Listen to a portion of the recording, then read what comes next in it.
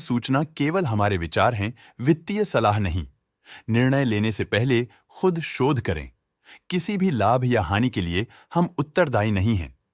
Electro steel castings ने अपनी नई शेयर होल्डिंग रिपोर्ट्स रिलीज की हैं, जो फाइनेंशियल ईयर के क्वार्टर और पहले हाफ को कवर करता है, जो सितंबर 2024 के 30 तक चलता है। ये रिपोर्ट कंपनी के शेयर्स की डिटेल्ड जानकारी देता है, जिसमें promoters, promoter groups, foreign investors, public investors और सरकारी एंटिटीज शामिल हैं। पब्लिक हेल्थ शेयर्स का परसेंटेज 2024 के जून में 31.95% से 2024 के सितंबर में 31.85% तक डिक्रीज हो गया।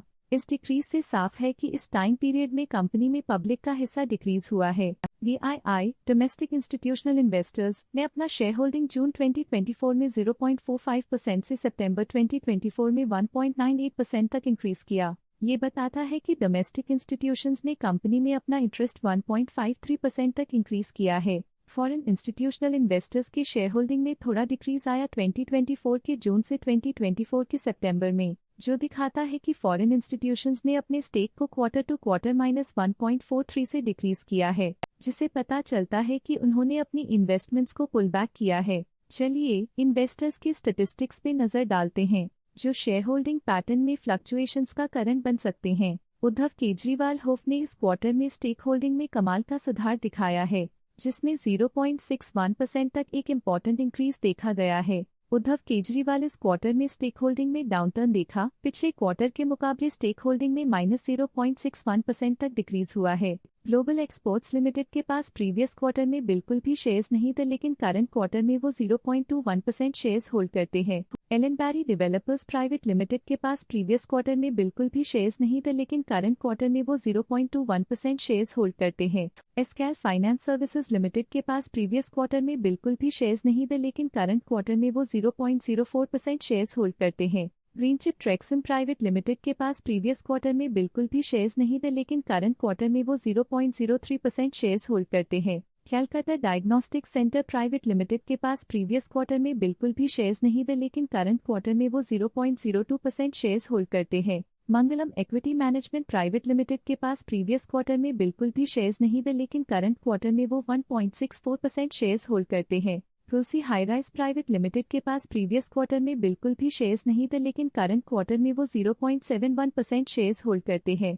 विलकॉक्स मर्चेंट्स प्राइवेट लिमिटेड के पास प्रीवियस क्वार्टर में बिल्कुल भी शेयर्स नहीं थे, लेकिन करंट क्वार्टर में वो 0.51% शेयर्स होल्ड करते हैं। मंगलम इक्विटी मैनेजमेंट प्राइवेट लिमिटेड पिछले क्वार्टर में 1% शेयर्स होल्ड करते थे, लेकिन इस क्वार्टर में उन्होंने कंपनी से एग्जिट ले लिया है।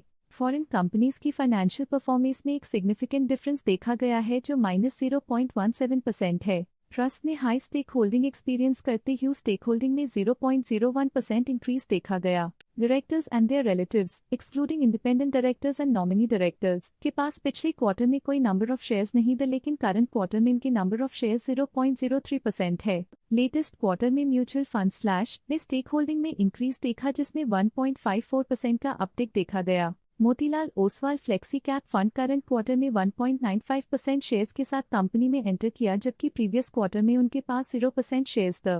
Alternate investment funds current quarter में 0% शेयर्स के साथ कंपनी में एंटर किया, जबकि प्रीवियस क्वार्टर में उनके पास 0% शेयर्स थे। Stake holding foreign portfolio investors category I के लिए पिछले क्वार्टर के मुकाबले में -1.49% से डिक्रीज हो गई। Stake holding resonance opportunities fund के लिए पिछले क्वार्टर के मुकाबले में -0.07% से डिक्रीज हो गई। Stake holding India opportunities growth fund limited pinewood strategy के लिए पिछले क्वार्टर के मुकाबले में -1.68% से डिक्रीज हो गई। Stake holding Belgrave investment fund के लिए पिछले क्वार्टर के मुकाबले में -0.14% से डिक्रीज हो गई। इस पिछले क्वार्टर में फॉरेन पोर्टफोलियो इन्वेस्टर्स कैटेगरी 2 की स्टेक होल्डिंग में एक नोटवर्दी इंक्रीज देखा गया। उनकी स्टेक होल्डिंग में 0.06% का सिग्निफिकेंट इंक्रीज देखा गया। ये था कंपनी का करंट शेयर होल्डिंग पैटर्न। देखने के लिए धन्यवाद। स्टॉक लेटेस्ट न्यूज अपडेट के लिए चैनल को सब्सक्राइब करें और वीडियो को लाइक एंड शेयर करें।